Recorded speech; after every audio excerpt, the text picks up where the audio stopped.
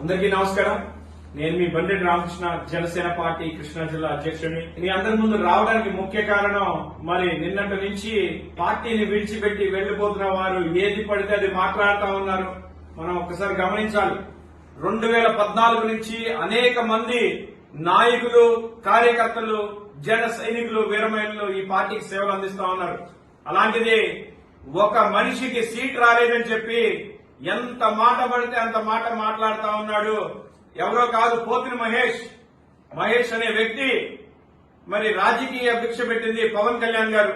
మరి పవన్ కళ్యాణ్ గారిని విమర్శించే స్థాయికి పోతిన మహేష్ లేదని నేను సమన్వయంగా నియోజకవర్గంలో ఖచ్చితంగా పొత్తు ధర్మాన్ని పాటిస్తూ పక్క పార్టీలను కూడా గౌరవించుకోవాల్సిన అవసరం ఉంది.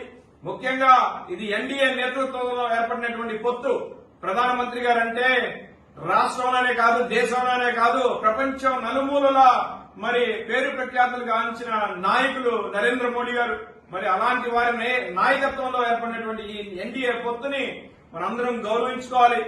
మరి ఖచ్చితంగా కొంతమందికి మరి ఇబ్బంది కలుగుతుంది సీట్ రాకపోతే. ఉదాహరణకి నేను కూడా మరి 13 నియోజకవర్గాలని కృష్ణా జిల్లాలో చూసుకున్నాను మొన్నటి వరకు, ఇప్పటికీ చూసుకుంటా ఉన్నాను. చాలా ఇబ్బందిగా ఉంటది సీట్ రాకపోతే, మానసికంగా, అలాగే అనేక రకాలుగా ఒత్తిళ్లకి.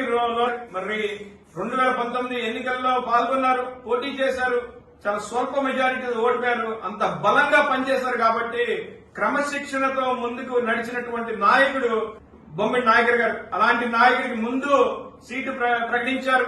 అలాగే మరి కొండతాల రామకృష్ణ గారు, ఆయన బీసీ సామాజిక వర్గానికి చెందిన ఆయనే.